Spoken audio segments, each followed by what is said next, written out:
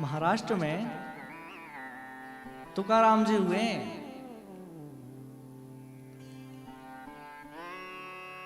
तुकाराम जी उनको चैतन्य मानते थे।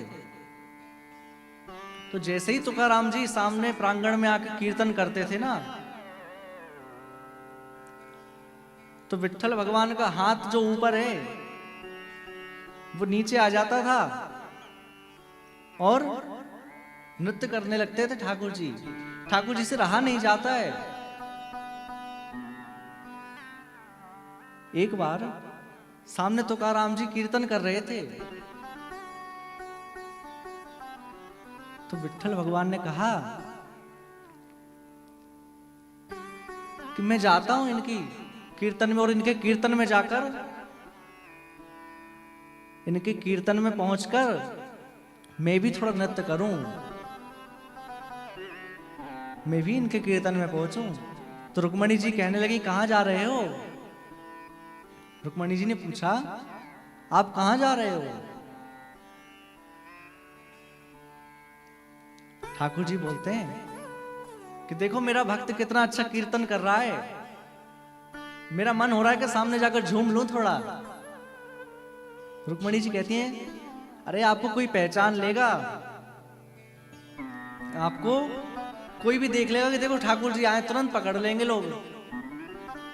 कलयुग के लोग वैसे ही हैं कि ठाकुर जी यदि किसी को मिल जाए तो ठाकुर जी को प्रणाम बाद में करेगा, पहले ठाकुर जी से कहेगा, ठाकुर जी एक सेल्फी ले लूं आपके संग।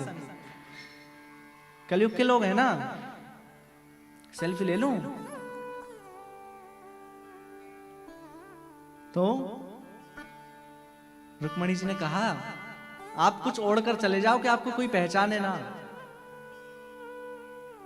तो एक काला सा शॉल दे दिया ठाकुर जी को, तो कहा इसको डालकर आप चले जाओ।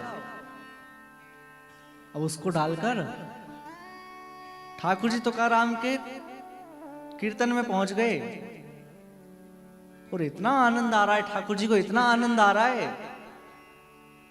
कि धीरे धीरे ठाकुर जी के वस्त्र कब अस्त व्यस्त हो गए पता ही नहीं चला, कब शॉल सिर पे से नीचे गिर गया पता ना चला। ठाकुर जी नृत्य करने लगे, और जैसे ही देखा कि अरे ये तो ठाकुर जी हैं, तो सब कीर्तन बंद करके और ठाकुर जी के पास आ गए। भैया एक बार कहीं तुकाराम जी का कीर्तन था, बड़े ध्यान से सुनना। एक स्थान पर तुकाराम जी का कीर्तन था। अब वहां सब तो पहुंचते ही थे, पर ठाकुर जी भी पहुंचते थे उनको श्रवण करने के लिए, कीर्तन का आनंद करने के लिए ठाकुर जी पहुंचते थे।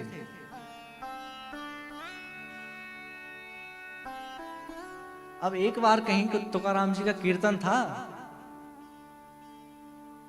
और वहां ठाकुर जी ने देखा कि जो पखावज बजाने वाले जो भैया है ना, उनकी तबीयत खराब हो गई है।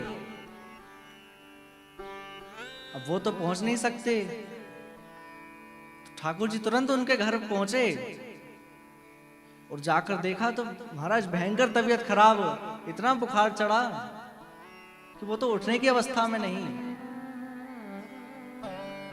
खबर पहुंच गई कि नहीं, आज पखावज वाले भैया नहीं आ पाएंगे, क्योंकि उनकी बहुत स्वास्थ्य खराब है, वो नहीं आएंगे। अब तुकाराम जी ने कहा, चलो ठीक है कोई बात नहीं, कर लेंगे जैसे तैसे। पर उनकी व्यवस्था तो ठाकुर जी ने संभाल रखी थी ना।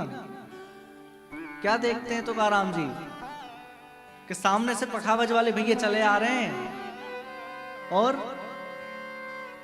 नित्य प्रति तो बड़े सुंदर लगते ही हैं वो, लेकिन आज बड़े अलौकिक लग रहे हैं। और आकर जैसे ही बजाना शुरू किया, जैसे ही तिरकिट मारना शुरू किया, सब देखते रह गए उनकी तरफ। पहले तो लोग कीर्तन में नाचते थे, अब तो उनके पखावज वाले भैया की तान पे लोग नाचने लगे। बड़ा सुंदर कीर्तन हुआ। तो कीर्तन के बाद तुकाराम जी ने कहा कि वो पखावज वाले भैया को तो बुला कर लाओ, कहाँ है, आज तो उन्होंने क्या बजाया है, बड़ा सुंदर बजाया, आज उनको बुलाकर लाओ। तो जो और कलाकार साथी थे ना, वह उस पखावज वाले भैया के घर पे गए और जाकर कहने लगे कि आज तुकाराम जी बड़े प्रसन्न हैं आपसे, आज आपने बहुत सुंदर बजाया है। तो वो कहते हैं आज तो मैं गया ही नहीं था। अरे आप देख तो रहे मेरा स्वास्थ्य कितना खराब है, आज मैं जा ही नहीं पाया। मुझे तो बड़ी शर्मिंदगी महसूस हो रही है, मैं जा ही नहीं पाया आज। और ये बात जैसे ही आकर तुकाराम जी को बताई तो तुकाराम जी समझ गए कि वह और कोई नहीं, हमारे ठाकुर जी आए थे और आकर हमारी व्यवस्था संभाल ली उन्होंने और बड़ा सुंदर कीर्तन करा कर गए। तो भैया ठाकुर जी चैतन्य है, ठाकुर जी जड़ नहीं है। ठाकुर जी ने हमको चैलेंज दे रखा है।